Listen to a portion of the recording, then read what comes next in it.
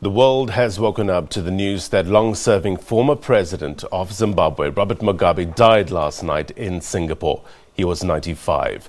Mugabe ruled the country for 37 years. He has been battling ill health, and current leader, President Emmerson Mnangagwa, told a cabinet meeting 2 weeks ago that doctors had discontinued treatment.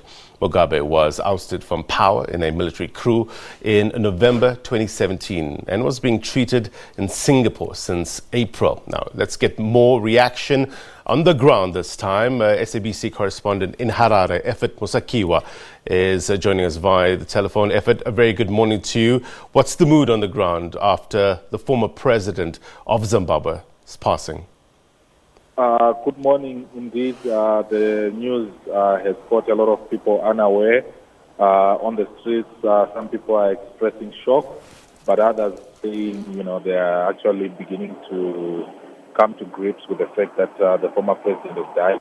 And early in the morning, there was a lot of talk, a lot of confusion. Some people were saying, we've heard this before, it might not be true, but now, since it has been confirmed both on national radio and also from the president's office that indeed the former president has passed away, we now have people slowly beginning to come to terms with it.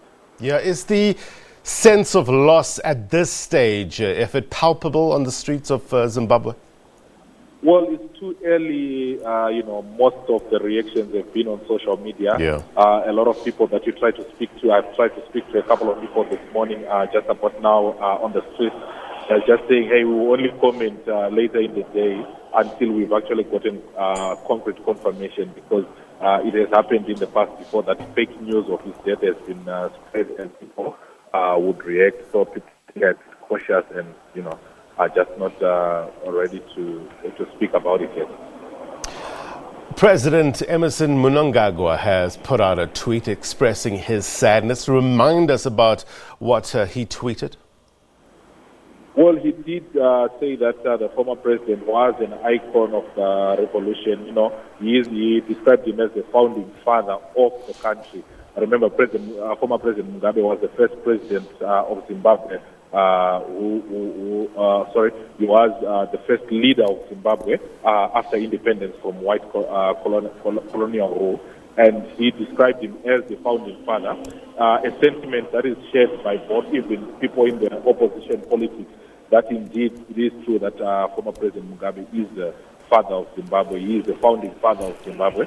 That's basically what he said. Apart from that, we are also trying to see if the opposition, I know Nelson Chamisa, the president of the MDC, was very close to President Mugabe.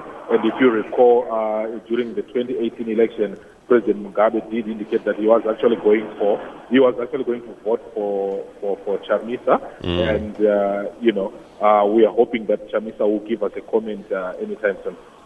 So he was deposed in 2017. In terms of since then, did he still hold sway in Zimbabwe in terms of politics, of the people, what he thought?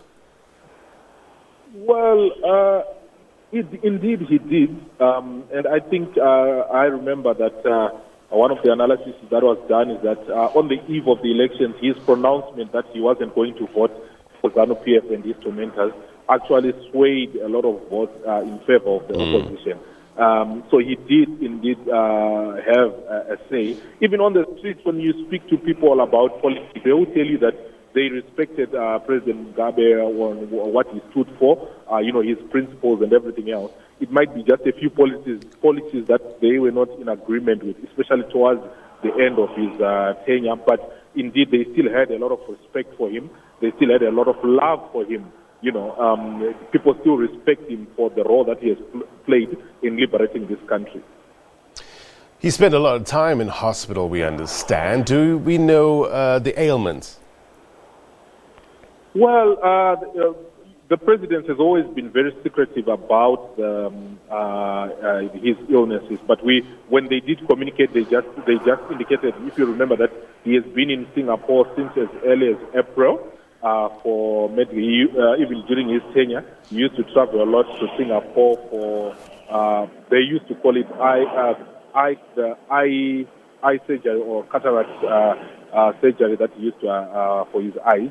But really, people always believe that there was something else behind his frequent visits to Singapore. But they haven't disclosed. Maybe during the course of the week, we will actually get to know what caused his death at the end of the day.